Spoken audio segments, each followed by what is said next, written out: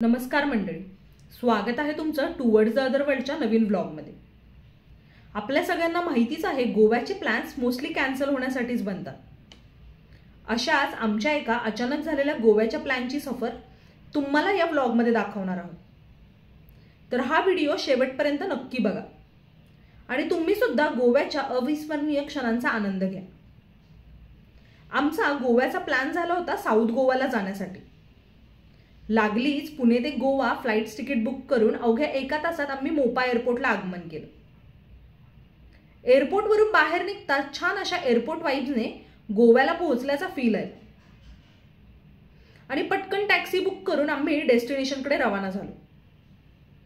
वाटेतले सुंदर नजारे पाहत मजा मस्ती करत आम्ही पोहोचलो आमच्या पहिल्या डेस्टिनेशन पॉइंटला, ते म्हणजे काबो दे राम। तिकडे पोहोचताच जाणवलं ते म्हणजे डोक्यावर झळाळणारं ऊन आणि समोरच दिसलं ते म्हणजे फोटो काढणाऱ्यांसाठीची तुडुंब गर्दी। आम्ही या गर्दीतून वाट काढत मस्त असे वेगवेगळ्या अँगलने पोजेसमध्ये फोटो काढण्याची बाजी मारली व हा सगळा खटाटो पुरकल्यानंतर काबो दे रामाच्या हिल पॉइंटवरून दिसणारा लांबच लांब असा विशाल समुद्र निहाळत बसलो व थोडा वेळ तिथेच मग्न झालो।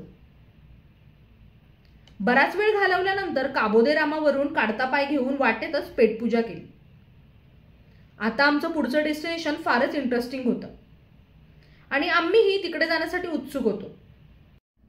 लगेचच आवरून आम्ही निघालो।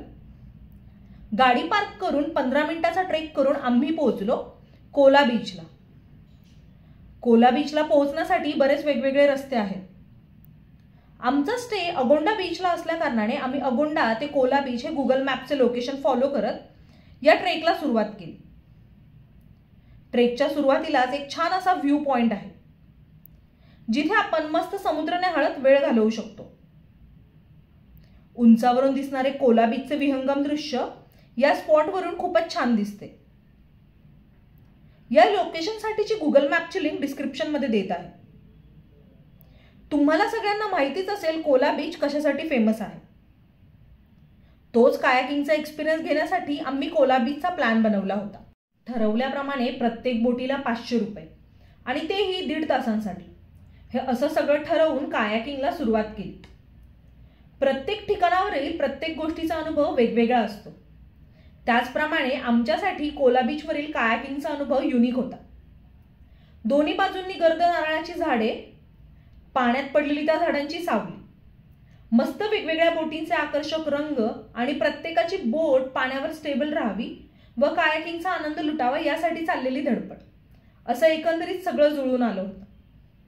मस्त पाण्यावर बोटीच्या साह्याने चाललेली कसरत, आजूबाजूचे नजारे बघता बघता 1.5 तास संपत आला आणि असा हा कोला बीचवर कायाकिंग करण्याचा सुखद क्षण आमच्या कॅमेरामध्ये टिपण्यात आला।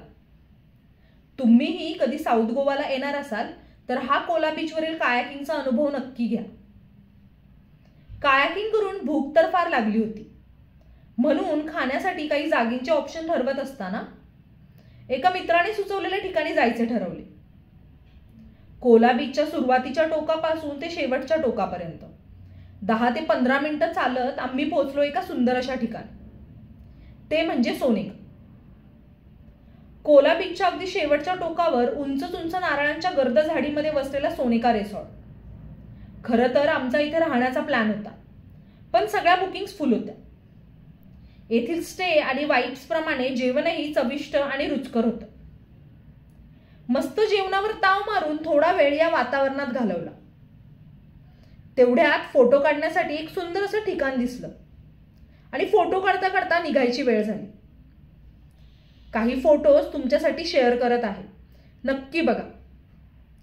असा आमचा हा साऊथ गोवाचा पहिला दिवस सुफळ संपूर्ण झाला आणि दिवसाचा निरोप घेऊन स्टेकडे सनसेट पाहण्यासाठी निघालो। अगदी वेळेवर बीचवर पोहोचून मस्त असा सूर्यास्त पाहायचं भाग्य मिळालं। आभाळात केशरी रंगांचा गडद छटा पाहून मन तृप्त झालं होतं आणि हा क्षण असाच थोड्या वेळासाठी पॉज व्हावा असं वाटू लागलं।